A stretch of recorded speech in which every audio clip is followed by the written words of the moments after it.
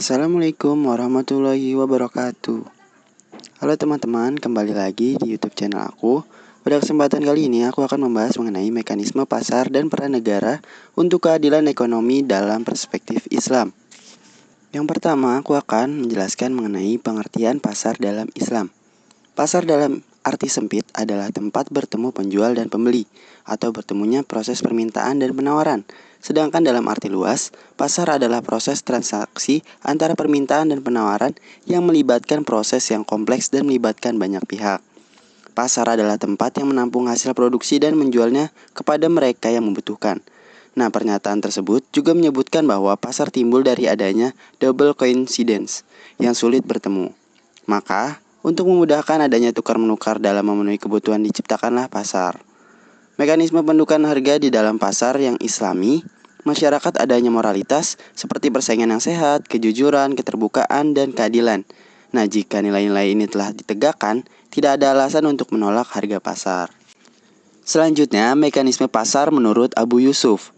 Dalam bukunya Al-Kharaj yang mengulas prinsip-prinsip perbajakan serta anggaran negara yang jadi pedoman kekhalifahan Harun al-Rasyid di Baghdad, yaitu merumuskan bekerjanya hukum permintaan dan penawaran pasar dalam menentukan tingkat harga, serta terdapat variabel-variabel lain yang ikut mempengaruhi harga. Lalu ada juga evolusi pasar menurut Imam Al-Ghazali. Nah, pemikiran Imam Al-Ghazali tentang hukum penawaran dan permintaan mempunyai pengetahuan tentang konsep elastisitas permintaan. Ia menyatakan bahwa mengurangi margin keuntungan dengan mengurangi harga akan menaikkan volume penjualan, sehingga akan terjadi peningkatan laba.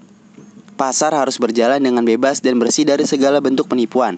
Perilaku para pelaku pasar harus mencerminkan kebajikan, yakni memberikan suatu tambahan di samping keuntungan material bagi orang lain dalam bertransaksi. Selanjutnya ada juga pemikiran menurut Ibnu Taimiyah.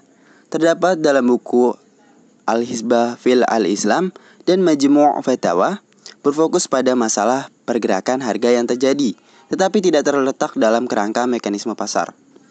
Naik turunnya harga tidak selalu disebabkan oleh ketidakadilan dari para pedagang dan penjual, melainkan beberapa faktor yaitu penawaran yang menurun akibat inefisiensi produksi, penurunan jumlah impor barang-barang yang diminta, atau juga tekanan pasar, intensitas serta besarnya permintaan, kelangkaan dan melimpahnya barang, kondisi kredit ataupun pinjaman serta diskon pembayaran tunai. Jika permintaan terhadap barang bertambah dan penawaran turun, maka harga barang akan naik. Begitu pula sebaliknya, bila permintaan menurun dan penawaran barang meningkat, maka harga barang akan turun. Dan yang terakhir adalah pemikiran menurut Ibnu Khaldun, termuat dalam buku Al-Muqaddimah, yaitu membagi tipe barang menjadi dua macam. Yang pertama barang kebutuhan pokok dan yang kedua barang mewah. Menurutnya, apabila suatu kota tumbuh serta populasinya meningkat hingga persediaan pengadaan barang kebutuhan pokok melebihi kebutuhan, sehingga penawaran bertambah dan dampaknya harga jadi turun. Sebaliknya, barang mewah permintaannya akan bertambah sejalan dengan perkembangan kota serta gaya hidup. Akibatnya, harga barang mewah menjadi naik. Poin pembahasan kita selanjutnya mengenai mekanisme pasar dalam Islam. Pasar adalah sebuah mekanisme yang dapat mempertemukan pihak penjual dan pembeli untuk melakukan transaksi atas barang dan jasa, baik dalam bentuk produksi maupun penentuan harga. Syarat utama terbentuknya pasar adanya pertemuan antara pihak penjual dan pembeli, baik dalam satu tempat ataupun di tempat yang berbeda. Nah, menurut Marton, dalam konsep ekonomi Islam, pasar yang ada berdasarkan atas etika dan nilai-nilai syariah, baik dalam bentuk perintah, larangan, anjuran, ataupun himbauan. Pelaku pasar mempunyai tujuan utama dalam melaksanakan sebuah transaksi, yaitu mencari ridha Allah demi mewujudkan kemaslahatan hidup bersama di samping juga untuk mewujudkan kesejahteraan individu. Konsep Islam menegaskan bahwa pasar harus berdiri di atas prinsip persaingan bebas. Yang dalam hal ini bukan berarti kebebasan harus berlaku mutlak, akan tetapi kebebasan yang dibungkus frame aturan syariah. Nah, menurut Nasution, menjelaskan terdapat 3 peranan pasar, yaitu yang pertama, peran pasar dalam distribusi barang dan jasa. Lalu, peran pasar dalam efisiensi produksi. Dan yang ketiga, peran pasar dalam distribusi pendapatan. Poin pembahasan kita selanjutnya adalah konsep harga yang adil dalam Islam.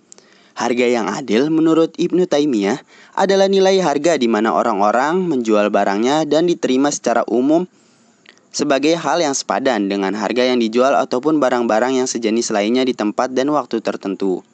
Ada dua hal yang seringkali ditemukan dalam pembahasan Ibnu Taimiyah tentang masalah harga, yakni kompensasi yang setara atau adil, yaitu iwad al-misl, dan harga yang setara atau adil, saman al-misl. Dia berkata, kompensasi yang setara akan diukur dan ditaksir oleh hal-hal yang setara, dan itulah esensi dari keadilan atau nafs al-adl. Poin pembahasan kita selanjutnya adalah penerapan harga adil dalam Islam. Untuk lebih menjamin berjalannya mekanisme pasar secara sempurna, peranan pemerintah sangat penting. Rasulullah SAW sendiri telah menjelaskan fungsi sebagai pengawas pasar atau al-hisbah yang berfungsi untuk mengawasi pasar dari praktek perdagangan yang tidak jujur atau berpotensi mengakibatkan cederanya mekanisme pasar.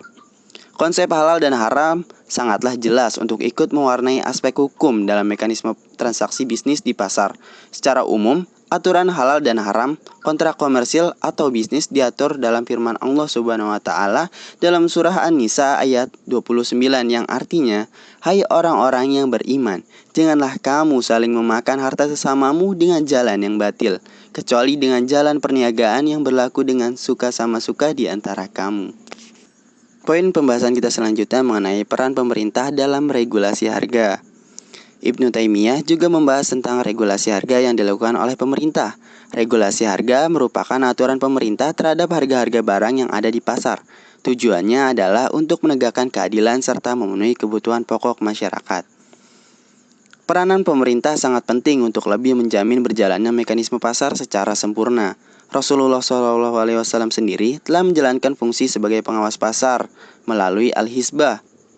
Gunanya adalah untuk mengawasi pasar dari praktek perdagangan yang tidak jujur atau berpotensi mengakibatkan cederanya mekanisme pasar, yang kemudian banyak dijadikan acuan peran negara terhadap pasar.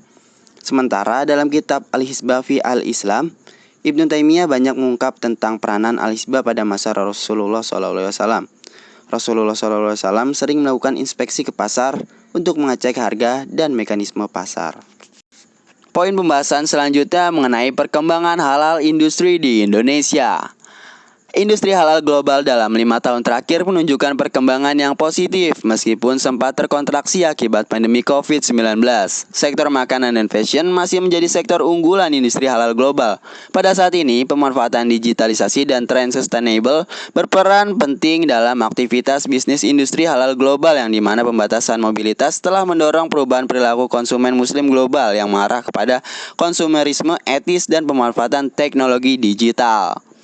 Konektivitas internet telah memperluas jaringan e-commerce dan mobile commerce, domestik dan internasional. Pertumbuhan Indonesia di sektor ekonomi menurut ekonom senior Faisal Basri menilai proses pemulihan ekonomi Indonesia yang terpukul pandemi COVID-19 bakal lebih lambat dibanding negara-negara setara. Pada kuartal 4 tahun 2020, pertumbuhan ekonomi tercatat masih minus 2,07%.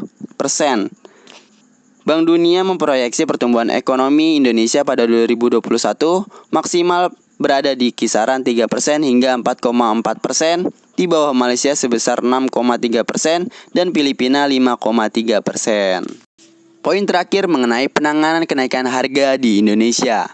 Keseriusan pemerintah dalam menjaga stabilitas harga pangan salah satunya adalah dengan masuknya ketahanan pangan dalam agenda pembangunan nasional tahun 2022 sampai tahun 2024.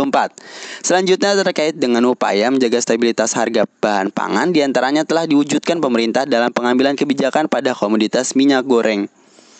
Selain menjaga stabilitas harga pangan, pemerintah juga mendorong digitalisasi pasar dengan penggunaan transaksi non-tunai di pasar tradisional. Masyarakat dapat melakukan transaksi non-tunai dengan menggunakan Quick Response Code Indonesian Standard atau KRIS yang merupakan standarisasi pembayaran menggunakan metode QR Code dari Bank Indonesia agar proses transaksi menjadi lebih mudah, cepat, dan terjaga keamanannya, serta meminimalisir penggunaan uang fisik di masa pandemi COVID-19 guna mengatasi atau mencegah penyebaran virus COVID-19. Beberapa upaya pemerintah untuk mengatasi kenaikan harga pangan. Yang pertama, operasi untuk mengendalikan harga komoditas tertentu harus dilakukan.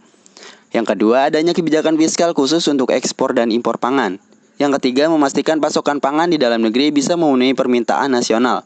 Yang keempat, cadangan atau stok yang ada di tangan pemerintah tak boleh hanya cukup, tapi juga harus kuat.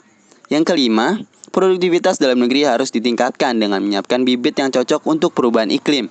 Yang keenam, ketahanan pangan lokal dan keluarga perlu terus didorong. Yang ketujuh, pemerintah juga mencegah penyelundupan pangan. Yang kedelapan, prediksi pangan dimintanya harus akurat. Dan yang kesembilan, perlu ada kebijakan dan regulasi baru untuk mengamankan lahan-lahan pertanian. Salah satunya yang baru ditekan Presiden mengenai land security. Cukup sekian pembahasan saya pada kali ini. Saya Ahmad Ghazali Abbas sebagai narator izin undur diri. Kurang lebihnya mohon maaf. Wassalamualaikum warahmatullahi wabarakatuh.